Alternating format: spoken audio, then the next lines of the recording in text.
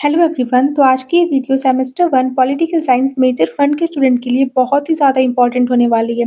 इस वीडियो में हम 15 मार्क्स का एक बहुत ही इम्पोर्टेंट क्वेश्चन कवर करेंगे।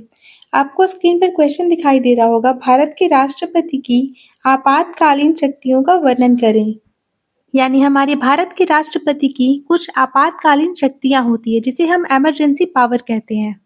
जैसे स्टेट इमरजेंसी होती है, नेशनल इमरजेंसी होता है और फाइनेंशियल इमरजेंसी होता है।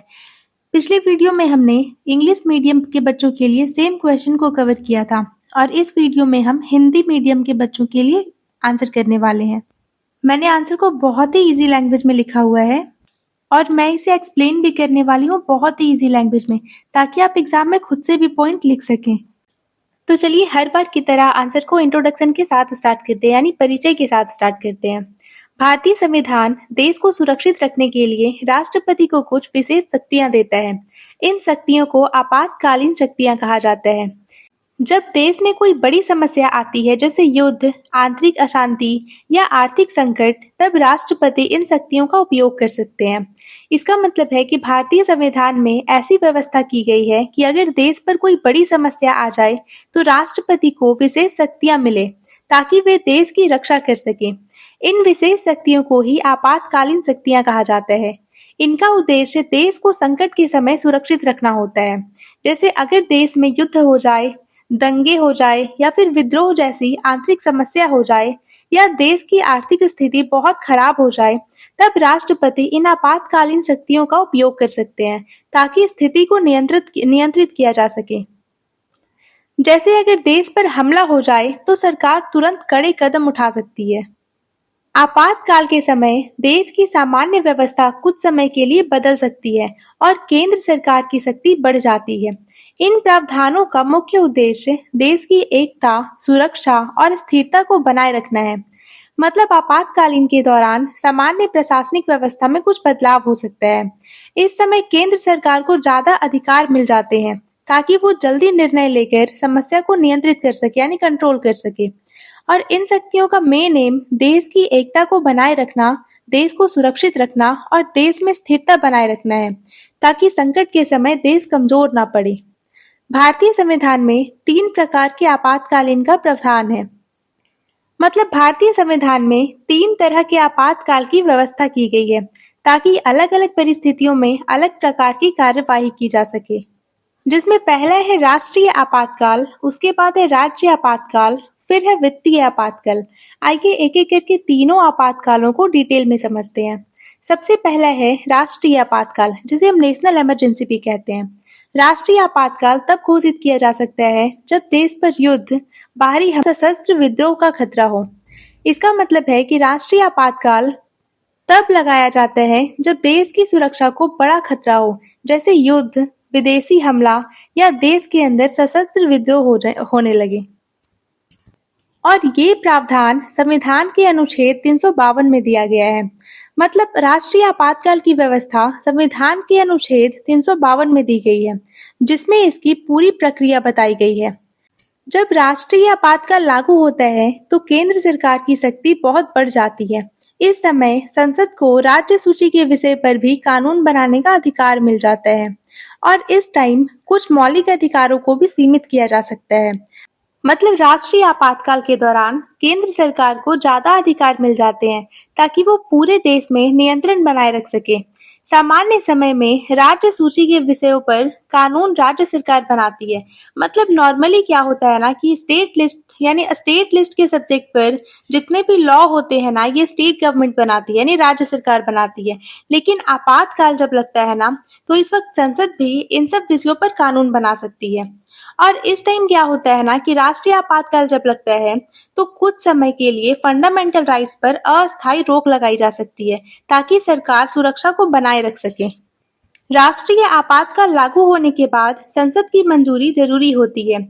संसद की मंजूरी मिलने पर ये 6 महीने तक लागू रह सकता है और जरूरत पड़ने पर आगे भी इसे बढ़ाया जा सकता है। यानी राष्ट्रपति के द्वारा आपातकाल घोषित करने के बाद संसद की मंजूरी लेना जरूरी होता है ताकि इस निर्णय पर लोकतांत्रिक नियंत्रण बना रहे। अगर संसद मंजूरी दे देती है तो राष्ट्रीय आपातकाल 6 महीने तक लागू रहता है और अगर जरूरत पड़ता है तो फिर इसे और भी आगे बढ़ाया जा सकता है संसद की मंजूरी के साथ। दूसरा है राज्य आपातकाल, जिसे हम स्टेट इमरजेंसी या तो फिर प्रेसिडेंट्स रूल भी कहते हैं। राज्य आपातकाल को राष्ट्रपति शासन भी कहा जाता है। यानी जब किसी राज्य में सरकार ठीक से काम नहीं कर पाती तो वहां राष्ट्रपति शासन लगाया जाता है, जिसे राज्य आपातकाल भी कहते हैं। ये संविधान के अनुच्छेद 356 में दिया गया है। मतलब राज्य आपातकाल का प्रावधान संविधान के अनुच्छेद 356 में दिया गया है।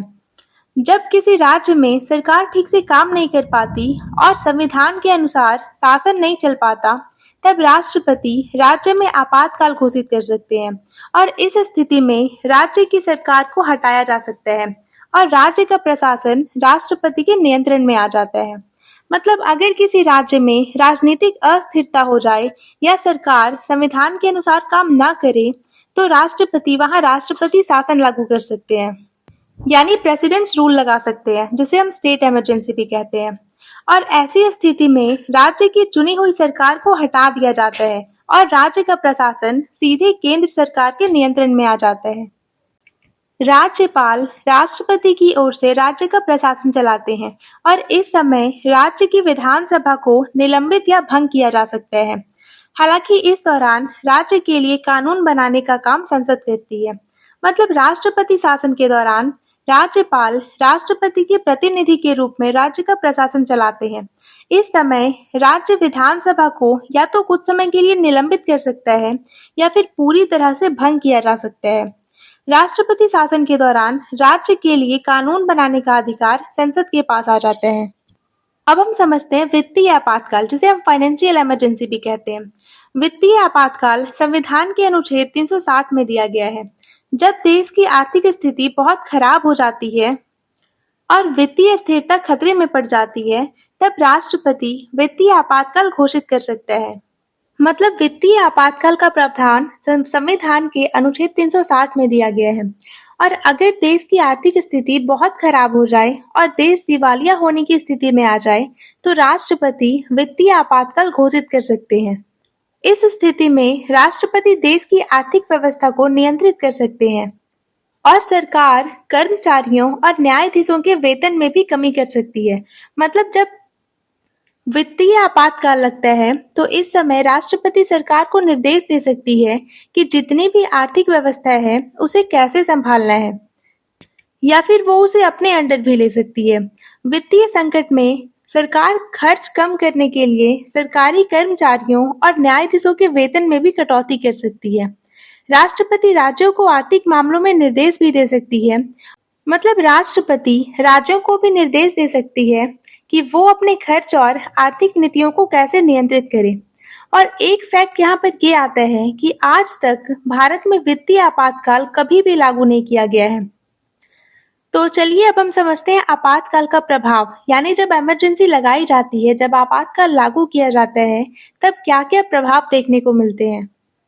तो जब देश में आपातकाल लागू होता है, तब केंद्र सरकार की शक्ति बढ़ जाती है और राज्यों पर केंद्र सरकार का नियंत्रण बढ़ जाता है।